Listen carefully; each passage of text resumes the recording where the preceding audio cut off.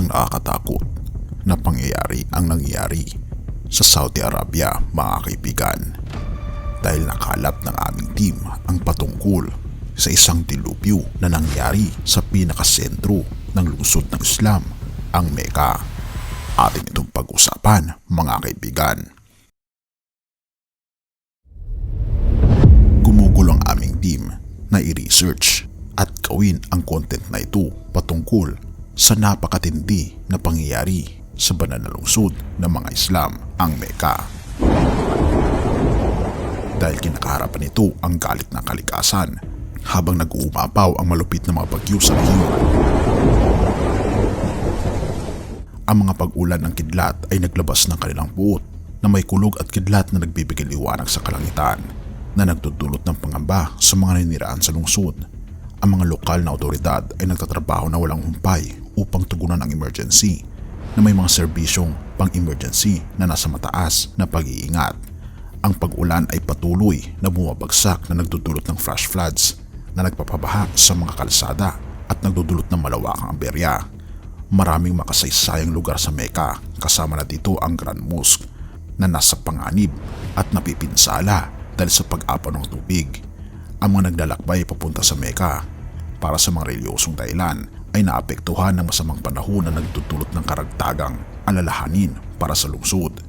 Ang mga kalsada at transportasyon ay lubos na naapektuhan na may maraming kalsadang hindi na madaanan at mga serbisyong pampubliko ng transportasyon ay nasuspindido. Ang malakas na pag-ulan ay nagpapataas sa antas ng mga ilog, lalong pinalala ng sitwasyon ng pagbaha at nagdadagdag ng hamon para sa pagsisikap sa rescue at relief. Inirekomenda sa mga lokal na residente na manatili sa kanilang mga tahanan at nagbukas ang mga otoridad ng mga emergency shelters para sa mga na-displace ng baha. May mga ulat din ng power outage sa ilang mga lugar na nagdudulot ng karagdagang kahirapan sa komunikasyon at pagsagot sa mga pang-emergency na komunikasyon. Ang Meteorological Agency ng Saudi Arabia ay naglabas ng babala para sa mas marami pang pag-ulan at bagyo sa mga susunod na araw, lalo pang nagpapalala sa kahalagahan ng sitwasyon.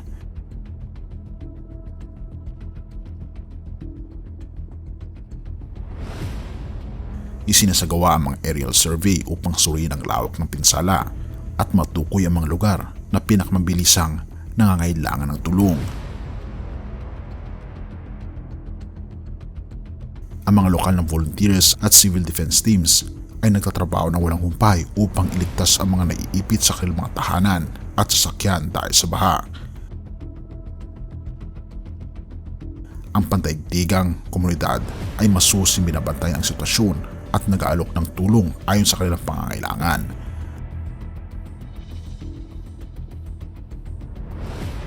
Ang mga naniraan sa Mecca ay nagpapakita ng kahangahangang pagtibay at pagkakaisa sa harap ng likas na kalamidad na ito.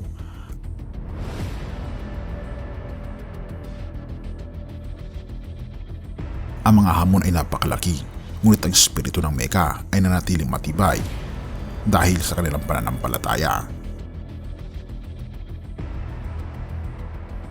Ngunit tunay nga na ang tunay na pananampalataya ay walang iba kundi sa ating Panginoong Diyos lamang.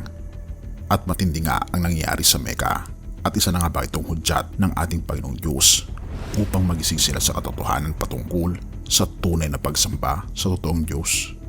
Ano ang masasabi mo, kaibigan, patungkol sa topikong ito?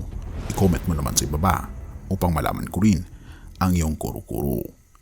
Pangalawang Tesalonica 3:3, ngunit tapat ang Panginoon, siya ang magpapatatag at mag-iingat sa inyo laban sa masama. Tunay nga, mga kaibigan, ang ating Panginoong Diyos ang siya mag-iingat sa bawat isa. Siya lamang ang may taglay ng tunay na pag-asa sa mga kalamidad ng buhay. Kaya tayo ay manampalataya sa Kanya ngayon at magpakailan pa man. Purihin ang ating Panginoong Diyos at salamat, kaibigan, sa iyong panonood. Tayo manalangin. Ama naming banal, makapangyarihan naming Diyos, kami po'y lubos na nagpapasalamat sa inyo dahil sa mga bagay na nangyayari sa aming buhay, sa mga trahedya na dumarating na hindi po namin inaasahan. Ngunit ganun pa man, ang iyo pong dakilang mga kamay ang siya pong laging nagliligtas sa amin. Patuloy niyo pong alagaan, Panginoon, ang lahat ng mga tao sa buong mundo, lalong higit sa mga napapahamak ngayon sa mga trahedya ng kalamidad at maging na mga gera. Salamat Panginoon sa inyo pong pagmamahal at salamat sa inyo pong pagbibigay sa amin ng inyo pong dakilang pag-asa dahil inaasahan po ninyo Panginoon na makasama kami sa langit na bayan habang buhay, kasama ng aming mga pamilya at kasama ng aming tagapagligtas na walang iba kundi ang aming Panginoong Diyos, ang aming Panginoong Kristo. Salamat Panginoon at purihin ka panghabang buhay at patawarin po kami sa lahat ng aming pagkukulang at pagkakasala pagkat ito ay aming samot hiling sa matamis na pangalan ng aming Panginoong Jesus. Amen.